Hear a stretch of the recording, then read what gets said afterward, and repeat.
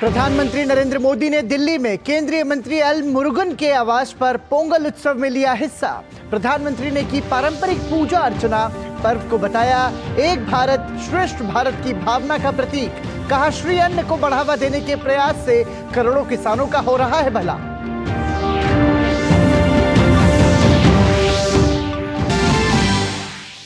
प्रधानमंत्री के आह्वान पर देश भर के तीर्थ स्थानों और मंदिर परिसरों में स्वच्छता का महाअभियान। भाजपा अध्यक्ष जेपी नड्डा सहित केंद्रीय मंत्रियों, मुख्यमंत्रियों और गणमान्य हस्तियों ने किया श्रमदान। 22 जनवरी को रामलला की प्राण प्रतिष्ठा तक चलेगी विशेष स्वच्छता मुहिम।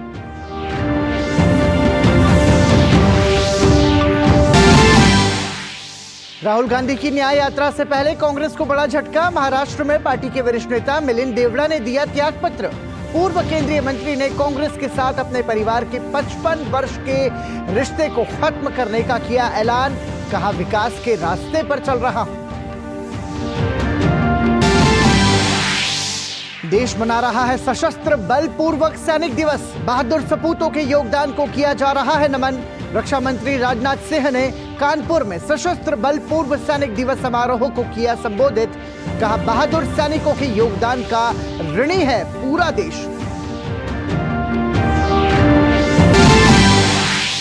पूरे उत्तर भारत में शीतलहर और कोहरे की दोहरी मार। दिल्ली, वाराणसी, चंडीगढ़, लखनऊ समेत कई शहरों में जीरो विजिबिलिटी। ट्रेनों और हवाई यातायात पर असर। खराब वायु गुणवत्ता को देखते हुए दिल्ली एनसीआर में निर्माण और विध्वंस गतिविधियों पर लगा प्रतिबंध।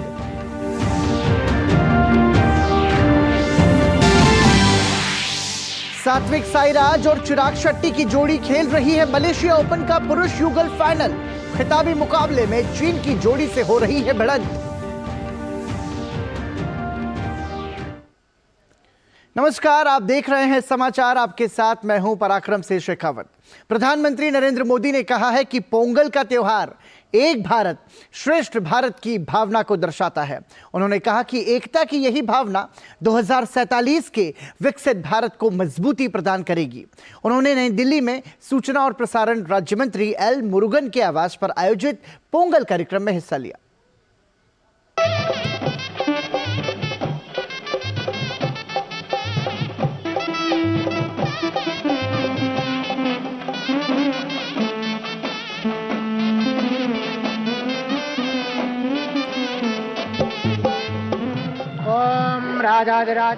पोंगल पर्व में ताजी फसल को भगवान के चरणों में समर्पित करने की परंपरा है।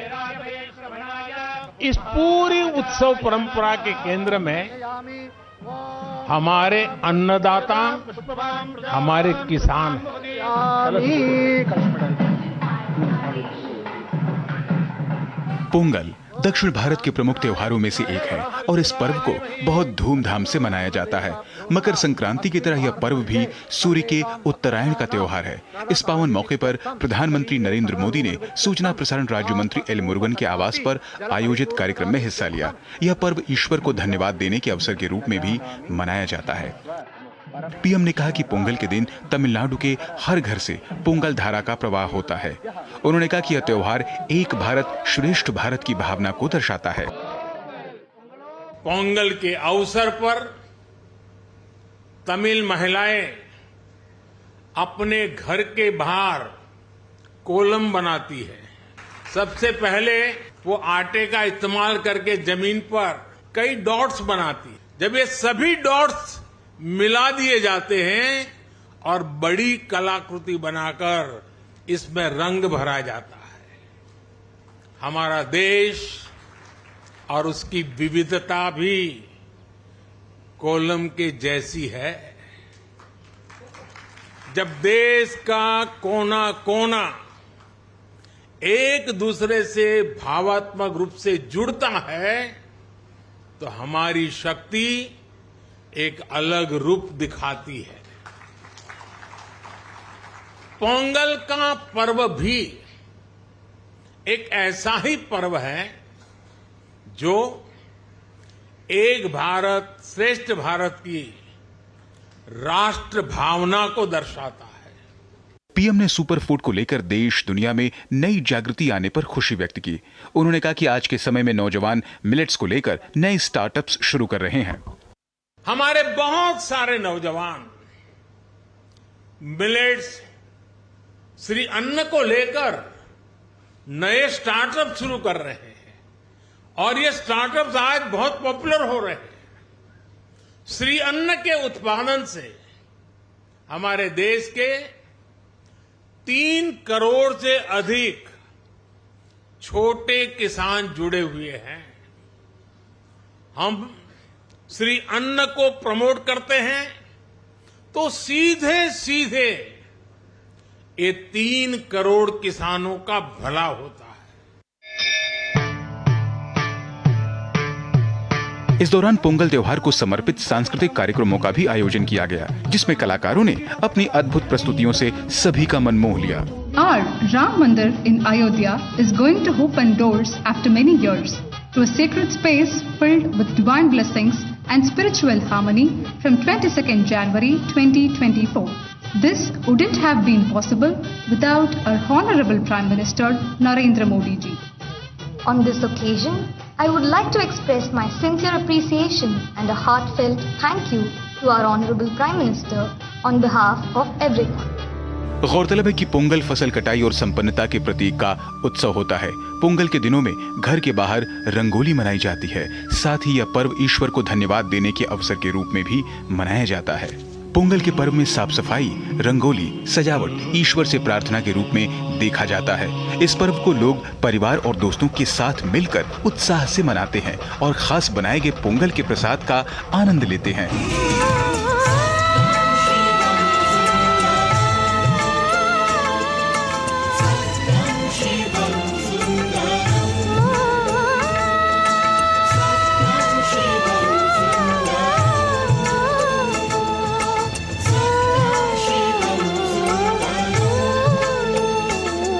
ब्यूरो इनपुट के साथ रजनीश त्रिपाठी की रिपोर्ट, डीडी न्यूज।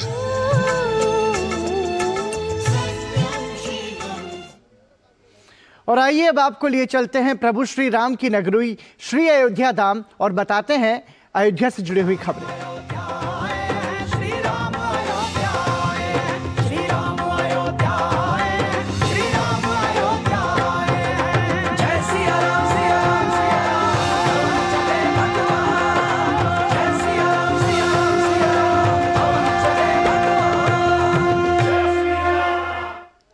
अयोध्या में 22 जनवरी को श्री राम जन्मभूमि मंदिर में होने जा रहे प्राण प्रतिष्ठा समारोह के लिए पूरा देश उत्साहित है।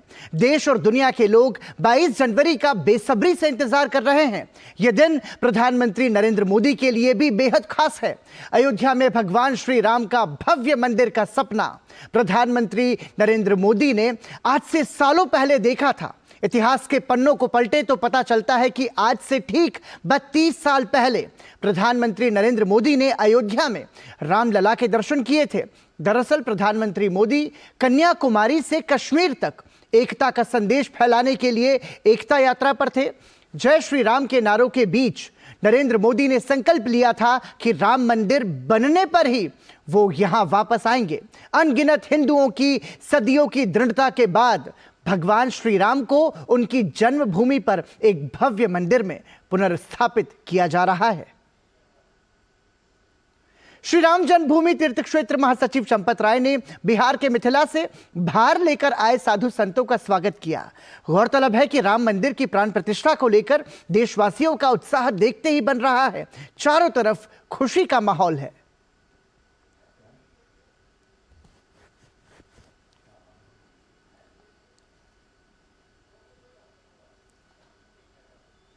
और वहीं लोकसभा की पूर्व अध्यक्ष मीरा कुमार, राष्ट्रीय स्वयंसेवक संघ के अखिल भारतीय संपर्क प्रमुख रामलाल और लोकसभा के पूर्व डिप्टी स्पीकर करिया मुंडा को 22 जनवरी को होने वाले श्री राम मंदिर की प्राण प्रतिष्ठा का निमंत्रण सौंपा गया।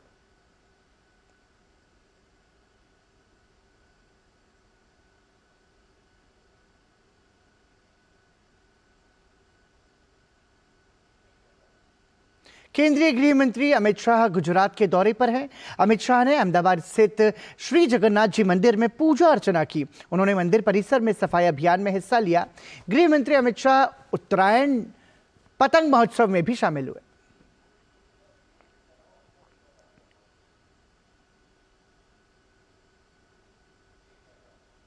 भाजपा के राष्ट्रीय अध्यक्ष जेपी नड्डा ने अयोध्या में राम मंदिर के प्राण प्रतिष्ठा समारोह से पहले स्वच्छता अभियान के तहत दिल्ली के गुरु रविदास मंदिर में सफाई अभियान में भाग लिया। भाजपा अध्यक्ष ने स्वच्छता अभियान पर खुशी जाहिर करते हुए कहा कि हम सभी तीर्थ स्थलों पर सफाई अभियान में शामिल होंगे और भजन कीर्तन करेंगे। 22 जनवरी को हर व्यक्ति अपने घरों में दीप जलाएगा और राम की आराधना में हम अपने आप को समावेशित करेंगे। पार्टी ने तय किया है 14 तारीख से 22 तारीख तक हम हर एक तीर्थ स्थल, मंदिर, जो भी तीर्थ क्षेत्र होगा उसकी हम सफाई भी अभियान में अपने आप को शामिल करेंगे। केंद्रीय मंत्री अश्विनी वैष्णव ने ओडिशा के बालेश्वर में झाड़ेश्वर महादेव मंदिर पहुंचकर पूजा अर्चना की। इस अवसर पर केंद्रीय मंत्री ने मंदिर परिसर में सफाई भी की।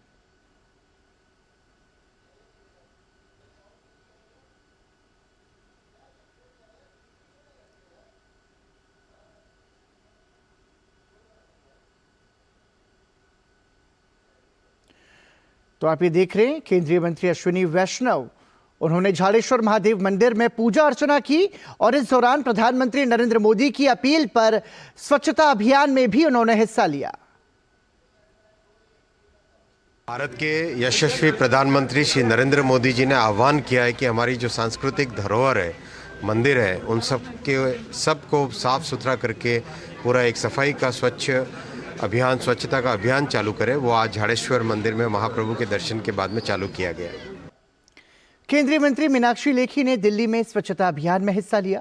इस अवसर पर केंद्रीय मंत्री मीनाक्षी लेखी ने कहा कि सेवा ही हमारा धर्म है। हम जब ईश्वर की आराधना करते हैं तो उसमें सेवा का भाव और स्वच्छता भी सम्मिलित होती है। ये जो प्रधानमंत्री जी ने एक तरीके से सबके मन में वो ज्योति प्रज्वलित करने का काम किया है कि जिन मंदिरों में हम आराधना करते हैं, जहां हम जाके पूजा पाठ करते हैं, हम उन सब जगहों पर स्वच्छता भी रखें और साथ ही स्वच्छता अभियान में भी जुड़ें। उत्तर प्रदेश के मुख्यमंत्री योगी आदित्यनाथ ने अयोध्या में स्वच्छता अभियान में हिस्सा लिया। मुख्यमंत्री योगी आदित्यनाथ ने रामनगरी अयोध्या के लता मंगेशकर चौक पर झाड़ू लगाकर स्वच्छ तीर्थ महाअभियान का शुभारंभ किया। अयोध्या को स्वच्छतम नगरी बनाने और यहाँ के सभी धार्मिक पर्यटन तीर्थ स्थलों, सार्वजनिक स्थलों पर सफाई का संदेश देते हुए मुख्यमंत्री ने प्रदेशवासियों से रामलला के आगमन के अवसर पर अयोध्या को साफ सुथरा, स्वच्छ बनाने का आह्वान किया। कार्यक्रम को संबोधित करते हुए मुख्यमंत्री योगी आदित्यनाथ ने कहा, श्री राम जन्मभूमि मंदिर में होने जा रहे प्राण प्रतिष्ठा समारोह के लिए पूरा देश उत्साहित है। देश और दुनिया के लोग रामलला के दर्शन के लिए आतुर हैं। अवसर आता है जब प्रभु की सेवा में हमें कुछ कर गुजरने का एक अवसर प्राप्त होता है और हर एक पीढ़ी को नहीं होता। हमारी पीढ़ी सौभाग्यशाली है इस दृष्टि से। 500 वर्षों के बाद जब प्रभु अपने स्वयं के भव्य मंदिर में विराजमान होंगे, देश और दुनिया अयोध्या के प्रति आतुर है। कब मौका मिलता है, कब प्रभु अपने धाम का दर्शन करने का उन्हें सौभाग्य प्रदान करता है। हम सब तो सौभाग्यशाली हैं यही रह करके और इस धाम को नजदीक से देख रहे हैं, अवलोकन कर रहे हैं और इन स्थितियों में हमारी कुछ जिम्मेदारी भी बनती है और जिम्मेदारी ये कि सबसे पहले अयोध्या स्वच्छ और सुंदर दिखाई दे। उत्तर प्रदेश के मुख्यमंत्री योगी आदित्यनाथ ने अयोध्या में नगर निगम के स्वच्छता वाहनों को हरी झंडी दिखाकर रवाना भी किया।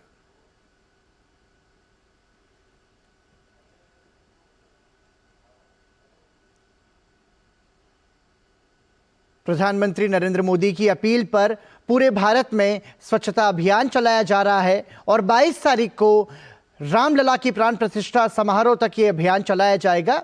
इस अवसर पर उत्तर प्रदेश के मुख्यमंत्री योगी आदित्यनाथ अयोध्या में नगर निगम की स्वच्छता गाड़ियों को हरी झंडी दिखाकर रवाना करते हुए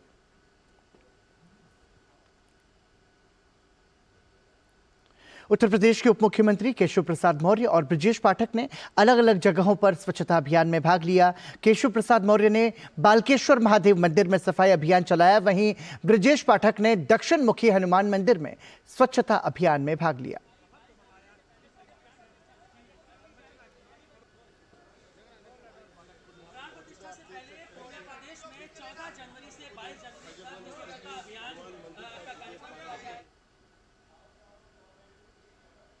महाराष्ट्र के मुख्यमंत्री एकनाथ शिंदे ने मुंबई में विभिन्न स्थानों पर सफाई अभियान में भाग लिया।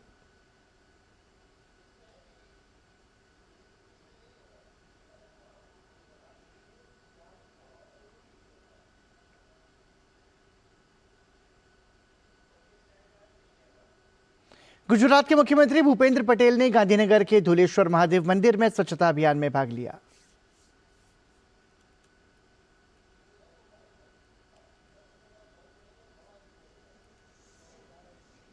प्रधानमंत्री नरेंद्र मोदी की अपील पर पूरे भारत में अलग अलग राज्यों में स्वच्छता अभियान चलाया जा रहा है। वहीं मध्य प्रदेश के मुख्यमंत्री डॉक्टर मोहन यादव ने उज्जैन के श्री राम जनार्दन मंदिर पहुंचकर दर्शन पूजन किए और प्रदेश की सुख समृद्धि की कामना की। साथ ही मुख्यमंत्री डॉक्टर मोहन यादव ने प्रधानमंत्री के नेतृत्व में देश में मंदिरों में चल रहे स्वच्छता अभियान के अंतर्गत मंदिर परिसर में साफ सफाई की। वहीं मध्य प्रदेश के खंडवा स्थित राम मंदिर में स्थानीय लोगों ने साफ सफाई की। ये तस्वीरें भारत के अलग अलग राज्यों से प्रधानमंत्री नरेंद्र मोदी की अपील के बाद आ रही हैं, जिसमें मंदिर परिसरों में विशेष स्वच्छता अभियान चलाया जा रहा है। वहीं उत्तराखंड के मुख्यमंत्री पुष्कर सिंह धामी ने नैनीताल स्थित कैंची धाम में स्वच्छता अभियान में हिस्सा लिया।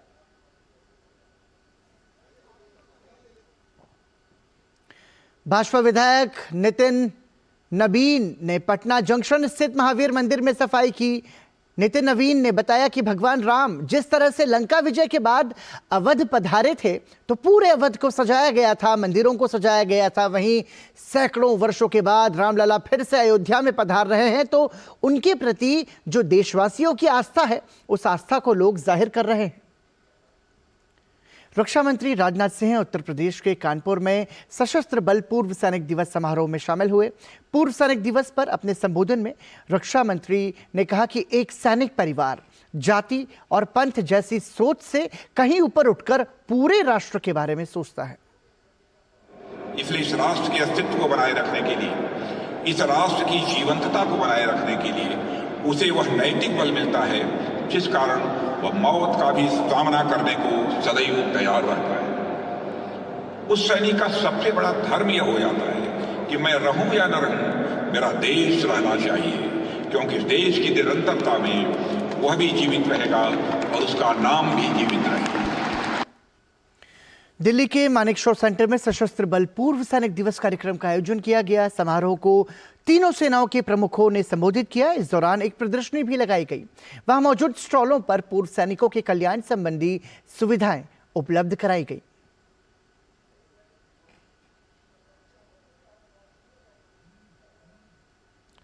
मुंबई में 8वें सशस्त्र बल पूर्व सैनिक दिवस पर वायुसेना स्टेशन में पूर्व सैनिकों की रैली के साथ युद्ध स्मारक पर पुष्पांजलि अर्पित की गई। सशस्त्र बल पूर्व सैनिक दिवस पर तीनों सेनाओं द्वारा देश भर में 10 स्थानों श्रीनगर, पठानकोट, दिल्ली, कानपुर, अलवर, जोधपुर, गुवाहाटी, मुंबई, सिकंदराबाद और कोच्चि में यह कार्यक्रम मनाया जा रहा है।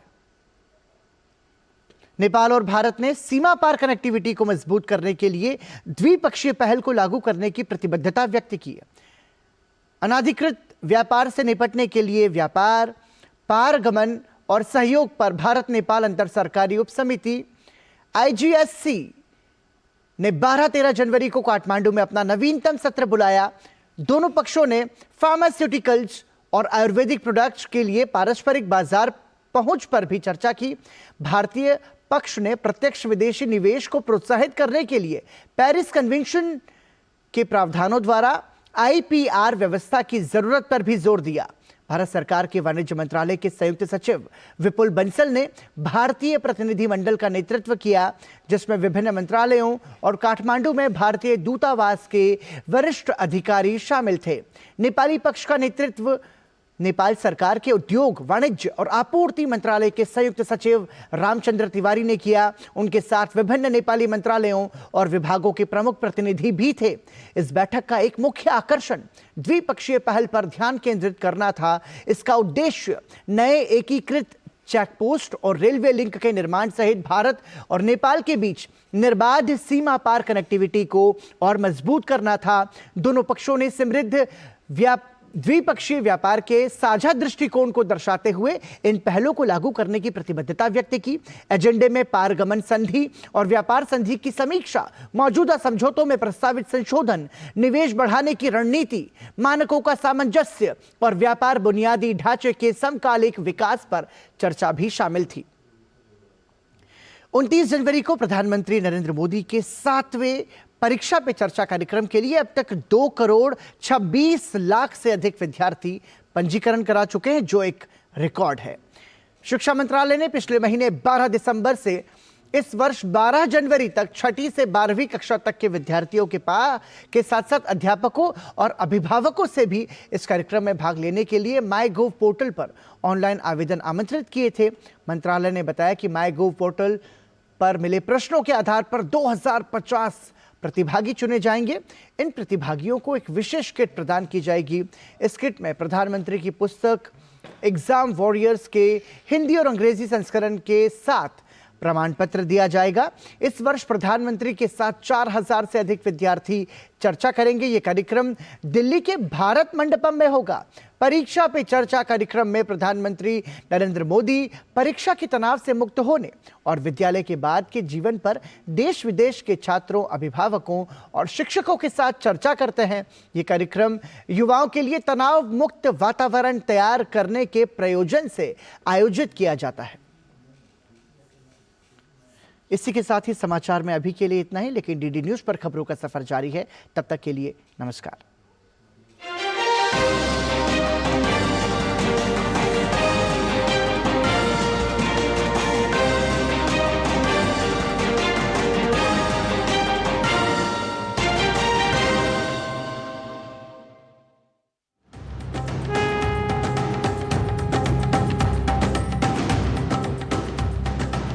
रामलला की प्राण प्रतिष्ठा से पहले अयोध्या में उत्सव का माहौल।